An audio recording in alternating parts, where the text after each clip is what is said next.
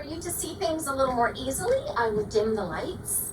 And I'll start by showcasing some artwork done by a member of, I believe, the Anishinaabe Nation, who does a lot of beadwork. And this is clearly the solar system. So if you want to find her, she goes by the handle Blue Hummingbird.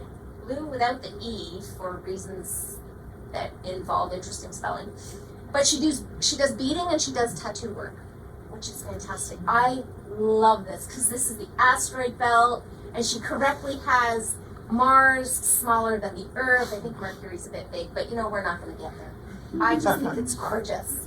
But tonight is a celebration of some of the stories, some of the star stories of Indigenous people of North America. So let's start by saying that. Now, my name is Jenny Krestoff. I'm one of the faculty members here on campus. I teach astronomy classes. I'll be starting to teach physics again in the spring, which makes me really excited. I also have the pleasure of being the director of this planetarium, and I spend an inordinate amount of time here in this classroom. I love this space. I am just getting goosebumps, and I've been working here for almost 2 decades, and I still love this space because it showcases the stars of the universe, and I really, I'm a little enthusiastic about the sky. I do want to have a disclaimer though. I am not a member of any of the Indigenous people that I will be talking about this evening. I do, however, have a long history of appreciation for Indigenous people and Indigenous cultures, and that I get from my parents. So both my parents were in the healthcare field, and both of them did locums around the country and went preferentially to Indigenous communities. And I remember my mother telling me stories of when she went up to Cambridge Bay. Now, I am from Canada, which I understand is pretty easy to tell from my accent. I personally don't think I have an accent. All of you have accents, but we're not going there. Anyway, this is America down here, probably self-evident. Hi, welcome. And Canada is where I hail from, Toronto over here. So my mother, when she first came to Canada, over from England, decided she really wanted to go and work with Indigenous communities, and she thought the Arctic would be a great place. So she went up to Cambridge Bay. Now, you guys have seen the movie Fargo in North Dakota. How cold it is there? Yeah, okay, so North Dakota's here. My mother went here. And she was there for 6 months. She loved it. And she would tell all of these stories about how amazing the people were. My dad, and then she also was working on Manitoulin Island. My dad, all through my childhood, would randomly go off for 6 months, every 2 years, to Sioux Lookout. And I was so jealous. Sioux Lookout is right about there. The only bad part about Sioux Lookout were the mosquitoes. They were vicious. Anyway, I'm an astronomer. I'm not an anthropologist. I'm not a linguist. I'm not a historian. I'm not a folklorist. I am someone who loves the stars and the night sky and all of the stories that people tell about the stars.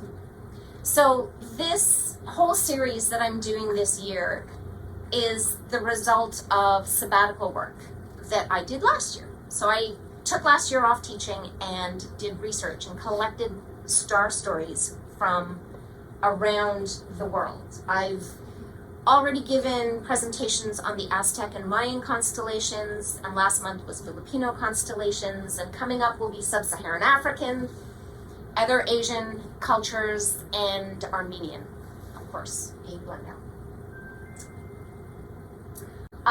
One thing I do strive for is authenticity. So just bring these up and let you know that, oh, now you can't see anything.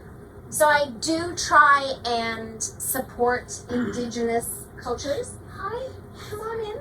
There's 3 seats just at the end there. That's okay. I know, like, getting dinner done and then getting in the car and everything. I'm on it. So I try and support Indigenous artists as much as I can, and you will no doubt have seen my mug gloves. These were made, to the best of my knowledge, because I did buy them from eBay. There was a gentleman who had bought them in 1968 when he was stationed in Point Barrow, Alaska, which is just about as far north as you can go. And I sent pictures to my Indigenous friends, and they're like, oh yeah, those are amazing. Do you want to sell them? And I'm like, no, I don't. Because these are the most comfortable and most warm footwear I've ever had in my life. Other things that I have collected over the year, or my parents have, because my parents were huge Indigenous art people. This is an Anunguak, and this was made in the Arctic, and we keep all of the little pieces of paper so we know what came from where. This also came from the Northwest Territories in the Arctic by Marie. She's the artist that did this. She is from Point Laird, which is described as the tropics of the north. And I'm thinking, you're in the Arctic. I'm not sure what you're talking about, tropics, but nice try. This is not from any of the cultures that I'm going to talk about or any of the nations. This is from the Haida in British Columbia, and this is a talking stick. And this is fabulous because if you don't have this in your hand, you're not allowed to talk, right?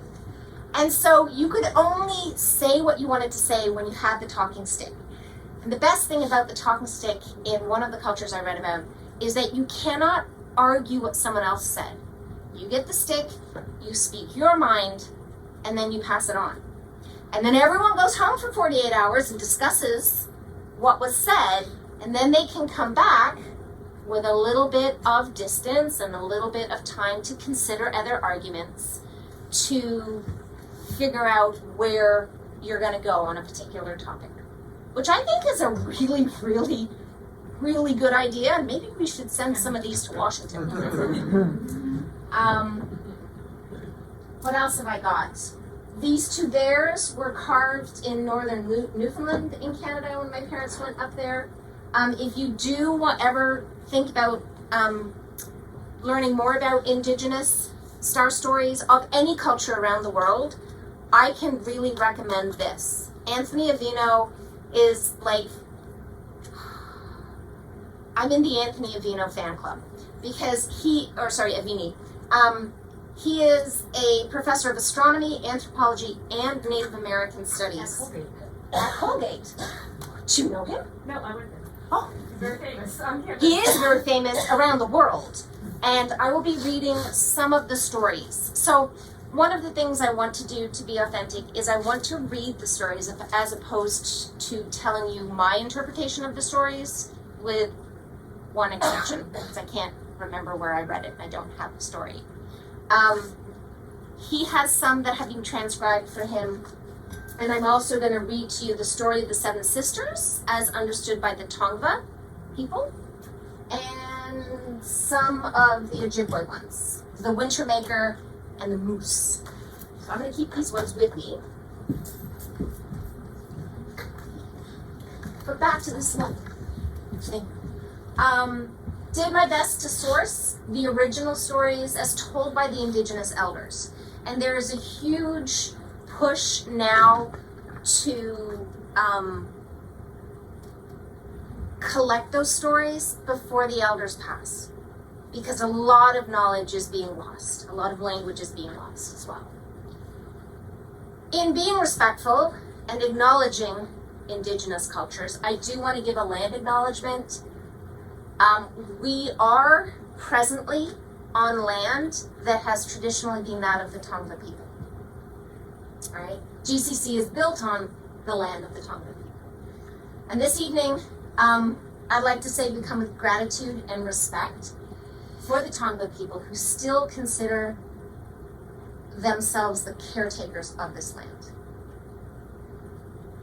Now, if you don't know much about the Tongva, they are indigenous to the LA Basin. This is a Google map. All the maps I'm showing are Google Maps. GCC is right about here, and the Tongva people, this was their territory. So Chumash were up over here to Santa Barbara. But this is the map of what the LA Basin used to look like and where the rivers were, the LA River, the San Gabriel River, and then, oh goodness, I've forgotten what this one was. I've forgotten that river's name. Yes. I looked all of these up, it was fascinating. I'm like, where are these rivers now? Because they've all been encased in concrete. But that's our local indigenous nation and peoples. But the indigenous community in the greater US is hugely diverse, right? Right now, there are over 5 million indigenous Americans. There are 574 officially recognized tribes. The Tongva are not officially recognized. They are definitely recognized. They don't have an official designation because that comes with land and territorial rights and things, and they have not yet got those. So there are many more nations and tribes than that 574 represents. According to the Indigenous Language Institute, it is believed that there were more than 300 languages spoken prior to colonization in North America. There are 167 remaining today, and by the year 2050, they estimate it will be down to 20. That's the next less than 30 years. So this is a problem not just in North America, around the world. Globalization, a lot of people want to speak English, a lot of people Mandarin Chinese. But there you go. If you want to know, and this is one of the coolest websites, I have so much fun with this website, because native-land.ca, you can go there and see all around the world where Native people live. Well, what are considered indigenous people now. So this is North America, and you can zoom in.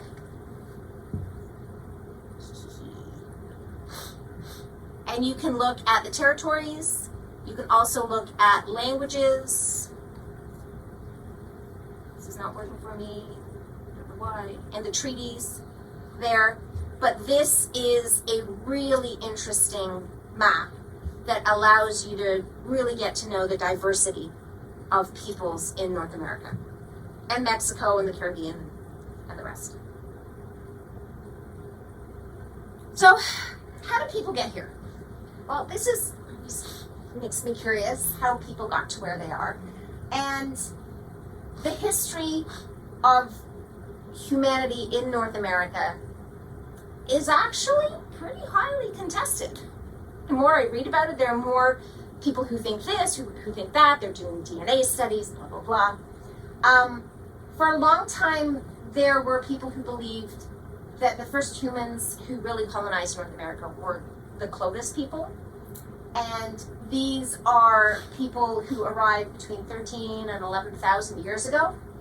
And the human activity is associated with a very advanced kind of spearhead production. It was flaked on both sides, looked kind of like this. And there were these spears that were found by the carcass of some mammoths in Clovis, New Mexico? Yeah, New Mexico.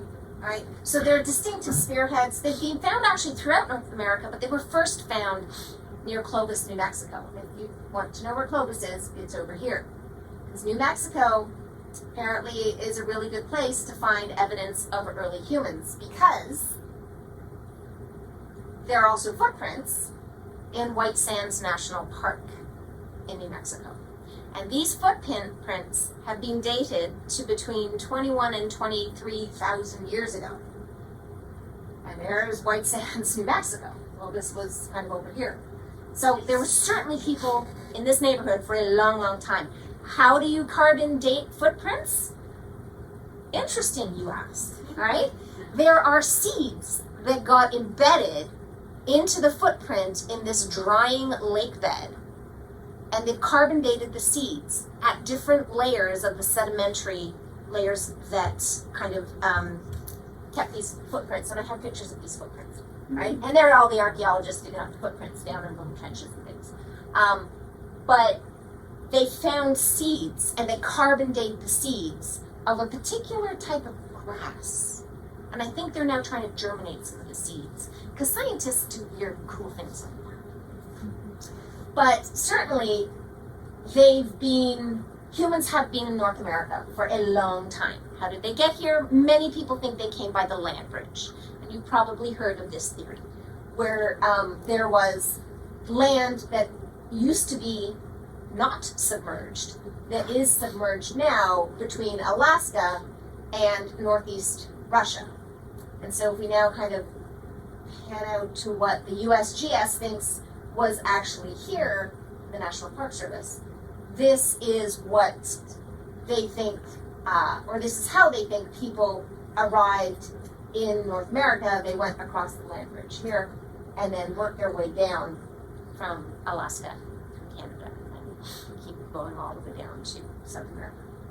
There is some evidence, though, that there was some maritime traffic across the Pacific.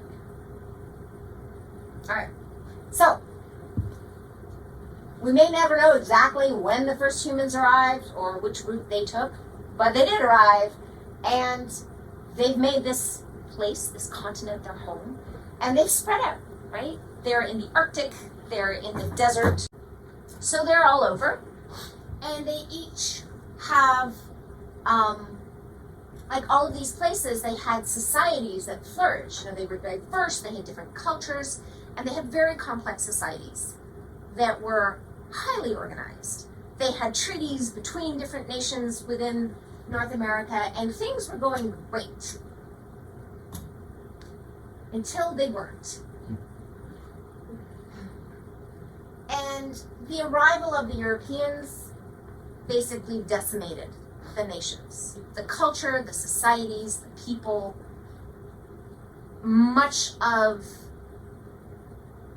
the structure was destroyed, which is hugely unfortunate, and I'm not going to go into that because that is a lecture for a different time, because we're going to talk about the stars.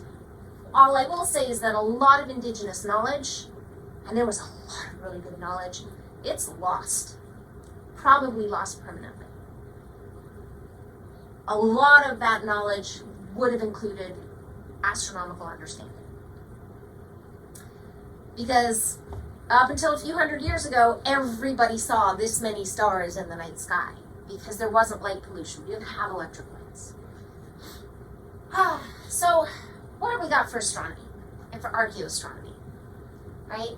Why do people want to study the night sky? Well, you get a lot of night sky, especially in the winter, right? Days are short, nights are long, and if you don't have electric lights to go in, if you don't have video games to play, or YouTube to watch, or Instagram to scroll through, among other social media, what are you going to do? Well, you look up.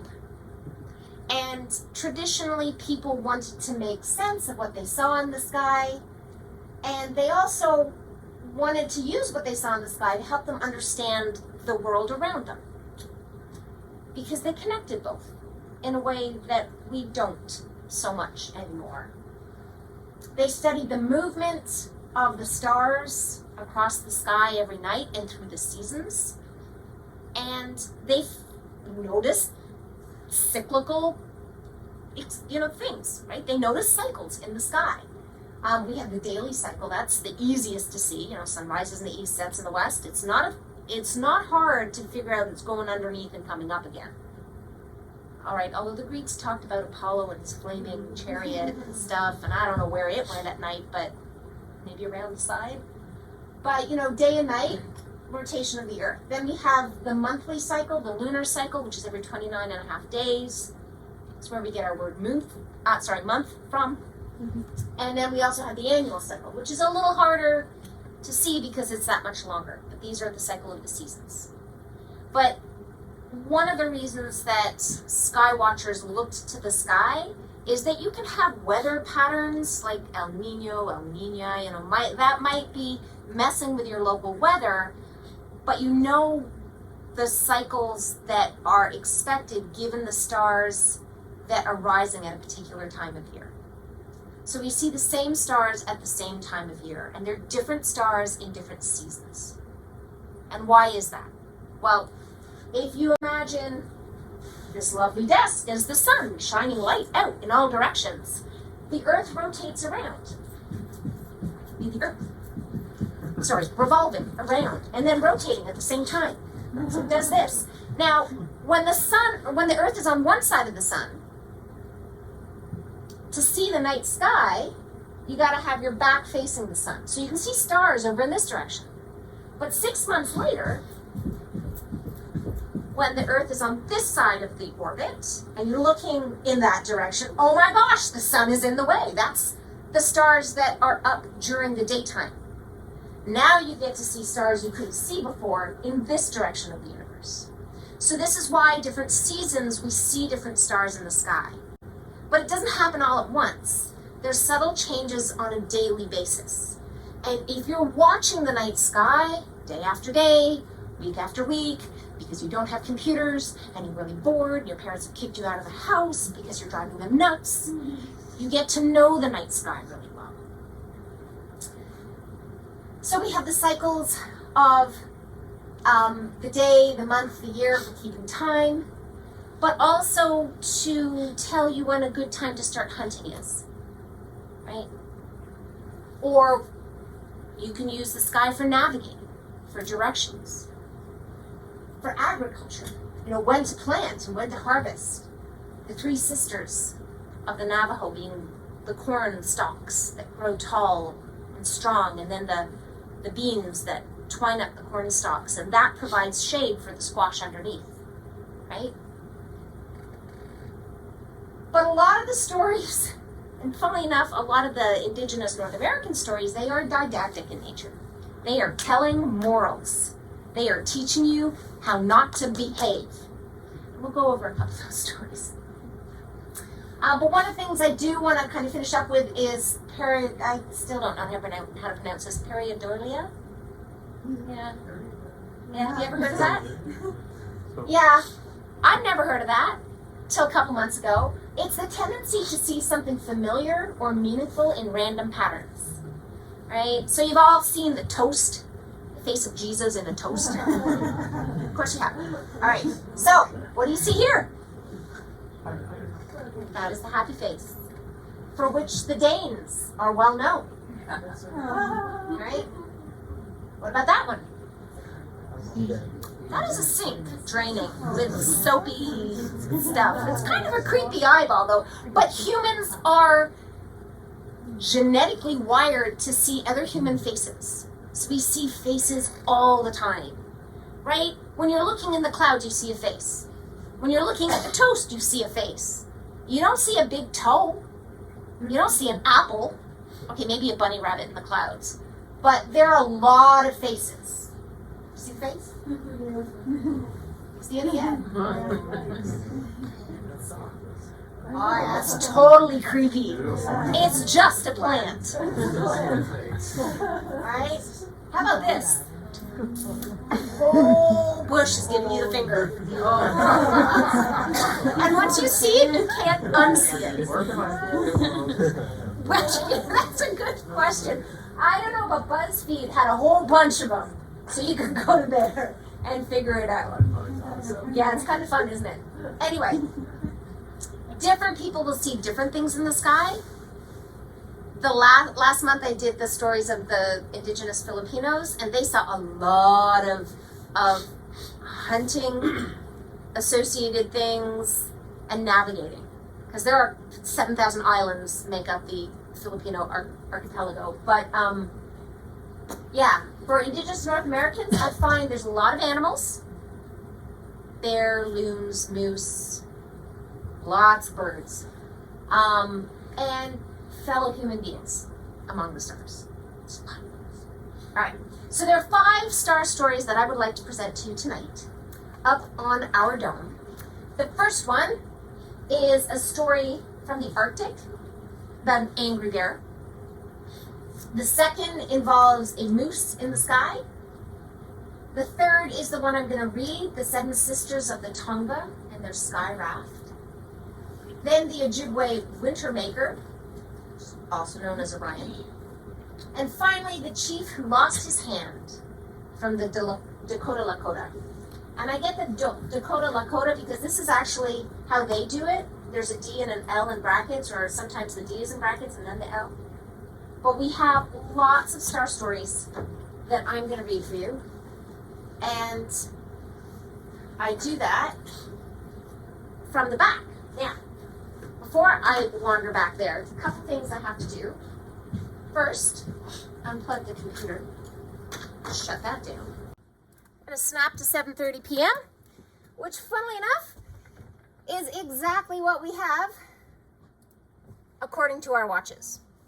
Now, if you go out and look up, this is not what you're going to see, because we live in the big city, and big city has light pollution.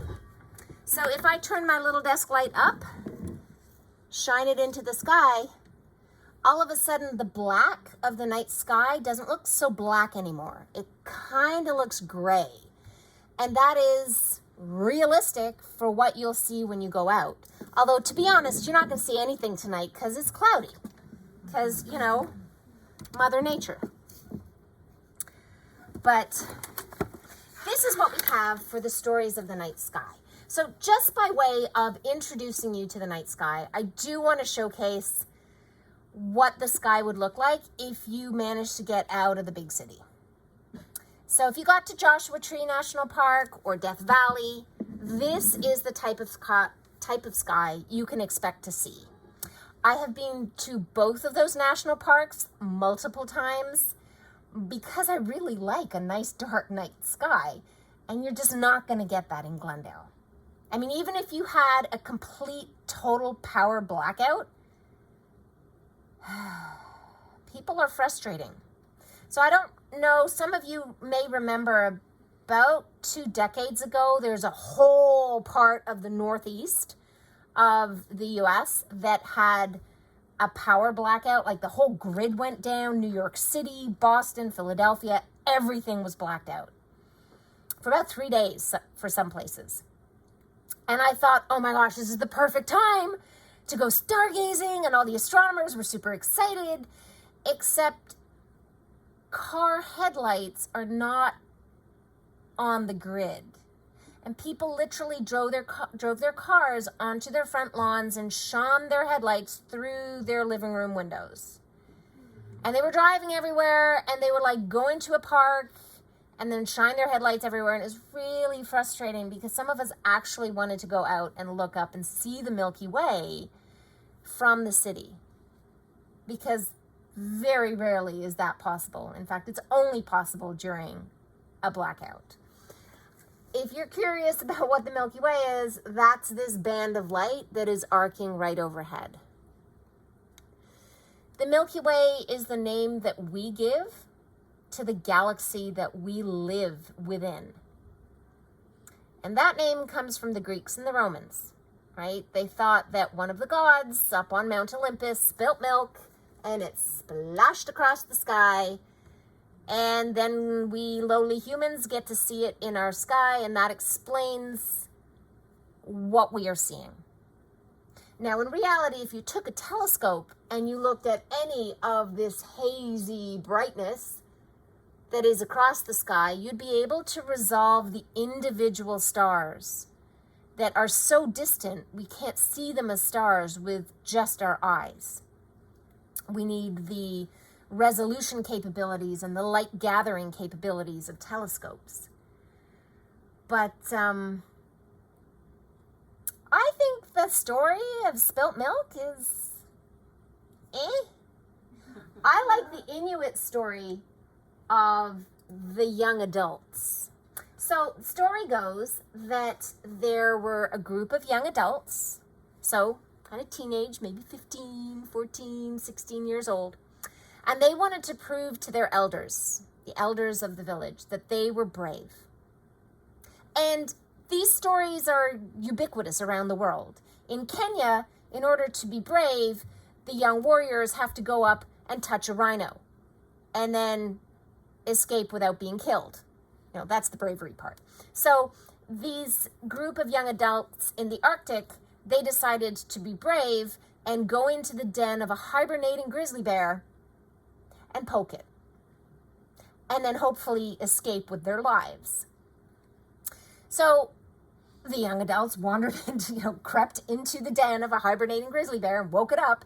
Needless to say, the bear was not particularly happy, and it came to the mouth of its den and it roared. Now, I don't know if you guys have ever been in a really cold location. When you breathe out, your breath instantaneously freezes. It's the moisture in your breath, the water vapor, that freezes solid as tiny ice crystals. And what the Inuit said is the Milky Way is actually the frozen roar of an angry grizzly bear. And I think that story is way better than spilt milk. Just saying. All right, our next story is about the moose. And the moose is actually an Ojibwe word.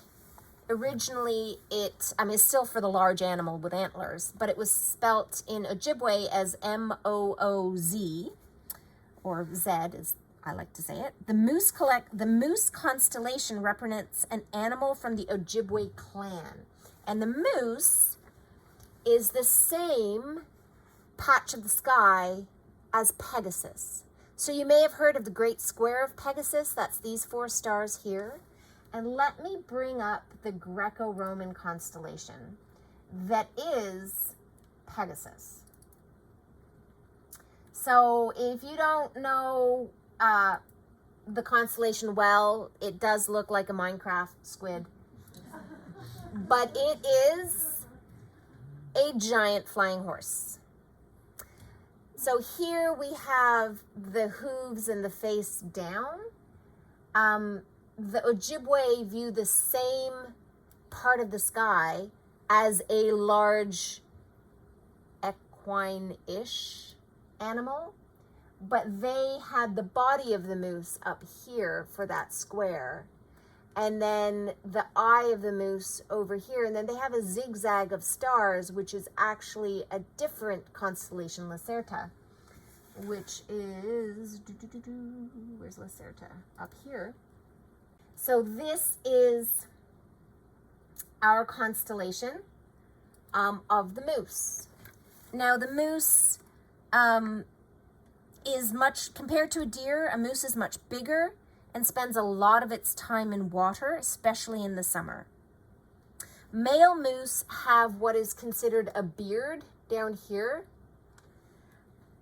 under their chin, and that's just skin. And it can be seen in the constellation, not really well, because to be honest, I can very rarely see these creatures or characters. I think I kind of see the top of the head of the moose, and this is kind of the snout, and this is kind of the beard down here. But I'm not sure if our sketch of a moose shows that well. But traditionally, when a moose was killed for food, the beard was hung high on a tree branch to reflect the moose constellation, because the hunters could literally not hang the beard in the sky. But the hunters also knew that it would be disrespectful for the moose's beard to be on the ground. In this way, they could honor and thank the moose for giving its life in the form of food and then hides for clothing and for shelter. So one of the things that is well known among Indigenous communities is if they do kill an animal, they use all parts of the animal. And they also thank the animal for the food and the goods that it is providing, which is a much more, I think, environmentally aware and respectful way to live. This is our moose. Now, the next story is the Tongva story of the 7 sisters. And this is beautifully written. I hummed and hawed of if I should just summarize it, but I think I'm just going to read it in full because it's not a long story and they have such wonderful little quips. It's quite a good read. So long ago, in a Tongva village, nestled at the mountain's foot, 7 sisters lived with their husbands, all brothers. And the 7 sisters, by the way, are the Pleiades. This group of stars is known as the 7 sisters to the Greeks and the Romans. It's known as 7 brothers to the Chumash, 7 young children to the Lakota Dakota, and even to the indigenous Australians, they have this as 7 sisters. Funnily enough, you can only resolve 6 bright stars. The last time humans could easily see 7 stars here, and there are about 30 bright stars, but some of them are too close for our eyes to resolve as individual stars. The last time we could see 7 individual stars was approximately 100,000 years ago. And given that humans all around the world tell the same story of 7 siblings or 7 children, when they talk about this group of stars, there are some anthropologists and astronomers who believe that this story is the oldest story that humans tell. But there we go. So that's the start of the 7 sisters. So these 7 sisters of the Tongva lived in the mountains, the base of the mountains, with their husbands, 7 brothers. Now the sisters awoke early each day to bathe in a nearby pond, protected by the willows and the cattails that grew at the water's edge and waved in the wind. After bathing, upon their return to the village, the sisters stoked the fire and ate acorn meal mush with their husbands before the day's work began. Next time you complain that you don't like what's for breakfast, maybe you can try an acorn meal mush. That might be more to your liking, who knows? As the sun rose in the sky, the men hunted for rabbits and squirrels with curved throwing sticks, while the women walked the chaparral, gathering seeds, berries, and leaves. Some days they gathered the seeds and the leaves of sage, toasting the seeds and brewing the leaves for tea. Other days they gathered elderberry branches and branches for basket weaving. One day when the sisters returned, their husbands greeted them unhappily. They found no animals to hunt. Only the youngest brother carried any prey. He laid a single rabbit at his wife's feet. The brothers and sisters roasted and shared the single small rabbit and the seeds and the berries the sisters had collected. With these foods, together with the acorns gathered in the autumn, they did not go hungry. Day after day, the brothers brought home only one small rabbit. But soon, the sisters began to wonder. Well, I see many rabbits as we walk each day. Why do our husbands bring home so little meat? One of them asked the others. And the sisters pondered this problem. Do our husbands' big feet scare the animals away? Have their throwing sticks become straight so that they miss their targets? Have they angered the Great Spirit? All these things the sisters wondered. When the days grew into weeks, the sisters decided that they must find out why their husbands never brought home more than one rabbit. They made a plan. The youngest sister would stay behind the next day and watch the brothers as they returned from the day's hunt. The next morning, when the youngest sister awoke, she called to her husband, "I have a pain in my tooth. Please tell my sisters." The sisters, acting upon their plan, brought the youngest sister some willow bark. "Chew on this, then go out of the village and sweat out your pain in the sun," recommended the oldest sister. "You must not work today." As the sisters and brothers left the village by one path, the youngest sister chewed the willow bark and pretended to leave by another path. When the husbands passed out of sight, the youngest sister ran back to the village and hid under a great laurel sumac bush. As the sun drifted toward the horizon, the brothers returned. Watching them, the sisters' eyes widened. The men staggered under the weight of the rabbits they carried. Quickly, they skinned, roasted and devoured the rabbits like starving coyotes, all but the one rabbit the youngest brother held. "Each day you waste a rabbit on our wives," said the oldest brother. "I'm still hungry. If we cook your rabbit, I'd be full," complained another brother. "You are a fool," chided still another. But the youngest brother refused to give up the one small rabbit. As the youngest sister watched, the brothers rose from their feast and hurried to a tall sycamore tree. They hastily dug into the earth with their digging sticks and buried the rabbit bones. Soon, though, the sisters returned from their gathering, laden with piñon nuts for food and willow stems and laurel bay leaves for baskets. As they approached, the sisters saw that once again, all the men except the youngest brother stood with empty hands. "What? No rabbits again?" lamented the oldest sister. The brothers just shrugged and looked away. The sisters, though, they looked at each other, they nodded. After dinner, the sisters left the village, saying that they wanted to gaze at the stars. But they really wanted to hear what the youngest sister had to say. Now, upon hearing the story, the oldest sister cried, "Ah, the Great Spirit commands us to share the food we gather. Our husbands have not. They are selfish deceivers. We can't stay with them." "Well, what will we do?" cried the youngest sister. "It is better to be a stick than the wife of a deceitful husband," said one of the sisters. "No," said the wise eldest sister.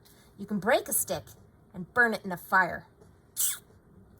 "Well, maybe it's better to be water that flows freely than the wife of a deceitful husband," cried another.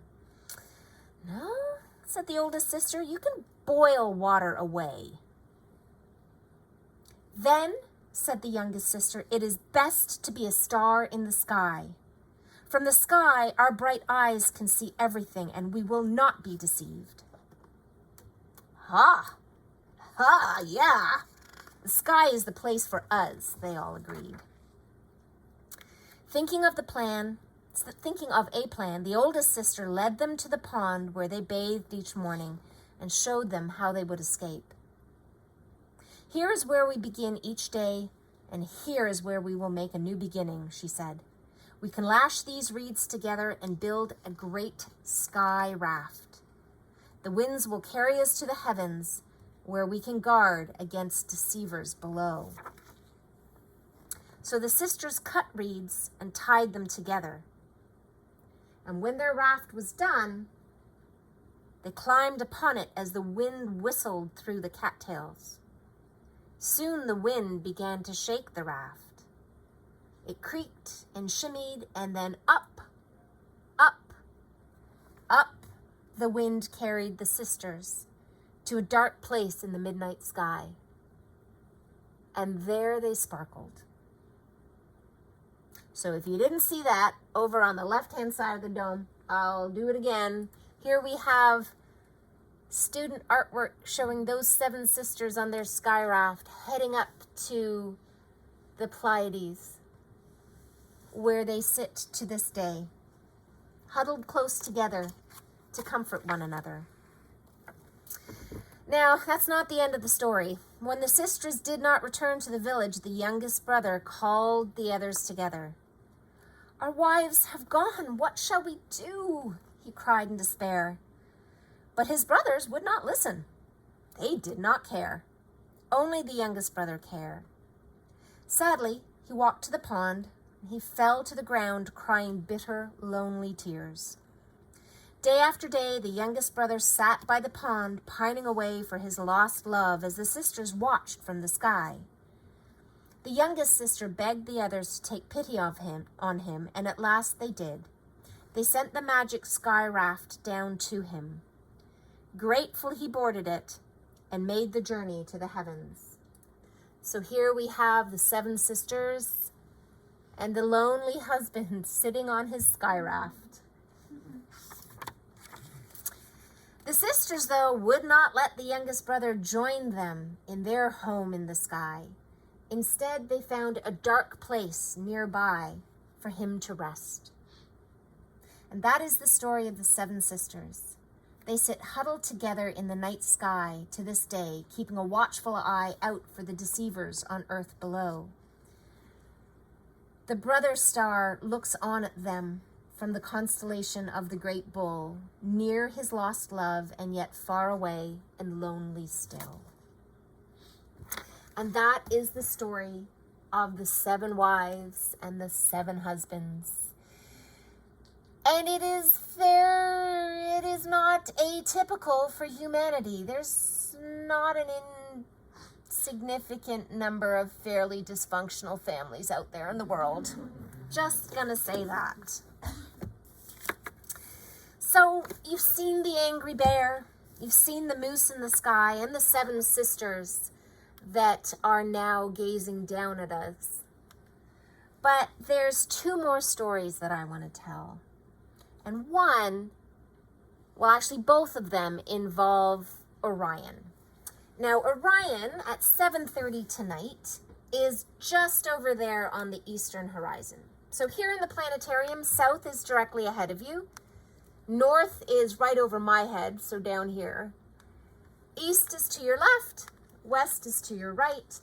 And as the Earth rotates, what we get to see of objects far, far away in the heavens is a westward motion.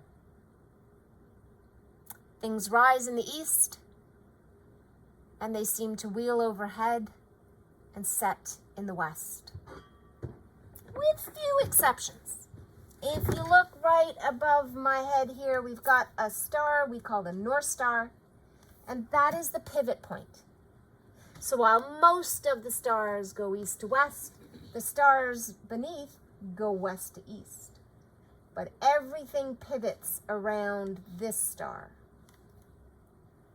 which we call Polaris, the North Star.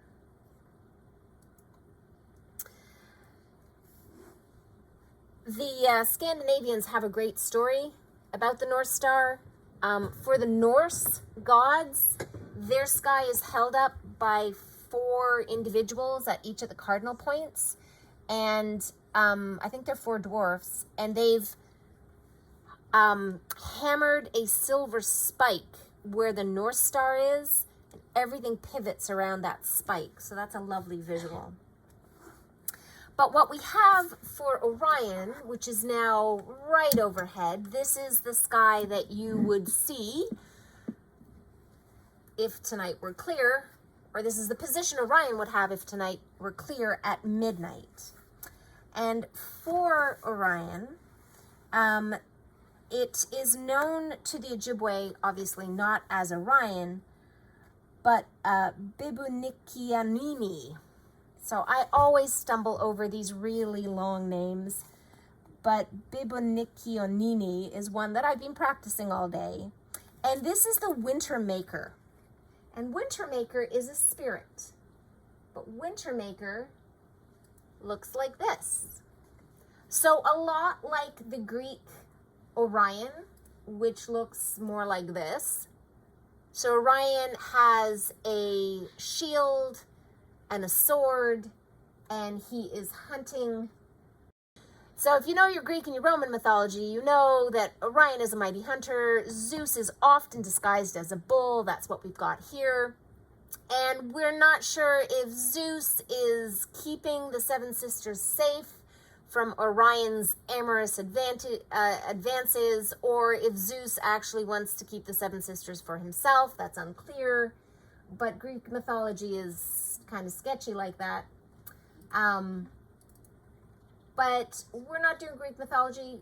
Today we are doing Ojibwe mythology, and we have Bibunikianini, the Winter Maker. So the Winter Maker is a spirit that makes winter. Each season has certain spirits that make that season happen.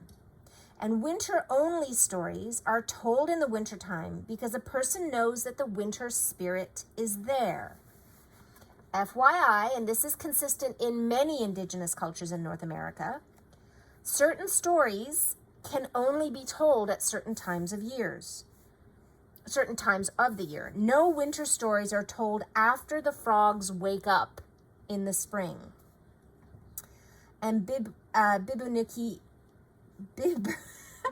Bibuniki, the winter maker, is seen with his arms outstretched, and he rules the winter sky.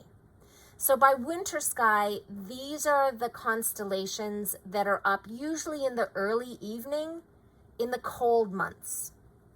So November for much of North America is very cold. Okay, not so much for Southern California, not so much for Florida, but for think Montana, think North Dakota and Michigan and New York State, right?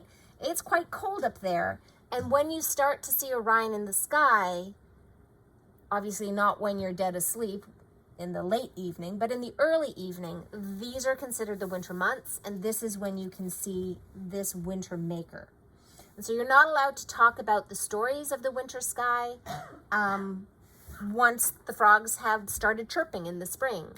But one arm is over here with Aldebaran, the name we have for the brightest star in the group of the Hyades stars, the cluster of the Hyades. Then we have the shoulders of Betelgeuse and Bellatrix, and then the feet down here for Rigel and Scythe. And then the other is Procyon right out here, which is the brightest star in Canis Minor. So this is the winter maker, and this is one of the stories that is told about the 7 bright stars that make the constellation we know most commonly as Orion.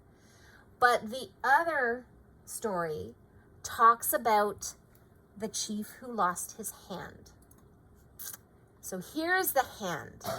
The wrist is the 3 bright stars. The thumb is the 3 fainter objects below Orion's belt. This central object there, by the way, is not a star. It looks a little fuzzy. If I zoomed into it using the Hubble Space Telescope, you would see, in fact, that it is the Great Orion Nebula, which is a huge cloud of gas and dust. Now, the gases are energized by the 4 very, very bright, very young stars. These stars are less than 100,000 years old, which may sound old to you, but given that our sun will last for 10 billion years, our sun is already 4.5 plus billion years old. 100,000 is basically newborn. So these 4 very bright, very young stars are emitting a lot of light. That light energizes the gases around it, and the different colors you get from different gases that are glowing. So hydrogen characteristically glows red, always red. And hydrogen being the most abundant element in the universe, we see a lot of this red. The most intense single wavelength of color of hydrogen, astronomers call the hydrogen alpha line. It is a beautiful red color, 656 nanometers, if you know that type of thing. And this is what we have in the night sky. So what looks like a star, that center one there, is actually a very distant, very small image of what I just showcased full dome. But back to our hand. So the thumb is what is generally the scabbard of Orion, where he stores his sword, and the wrist is the 3 belt stars, and then we have Rigel for the pinky finger, or sorry, the index finger, and then Beta Eridanus for the pinky finger. And then you're thinking to yourself, wow, that's kind of weird. Why is there a hand in the sky? Well, let me read you the short story. So this is a Lakota story, and the Lakota are up, they're in the Dakota, so North Dakota, South Dakota, the Black Hills, which go, I think, also into Nebraska. But in the Lakota story, there is an aspiring young warrior named Fallen Star. Now, Fallen Star was born to an earthly mother and a stellar father. So his father was a star.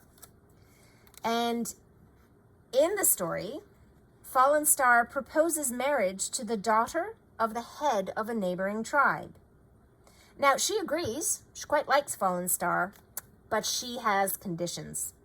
All right, earlier, her father, who's the chief of the tribe, had his hand snatched away by the spirits of the thunder people, by the thunder beings, when he became selfish and refused to share any of his harvest crop in a divine offering to the rain gods.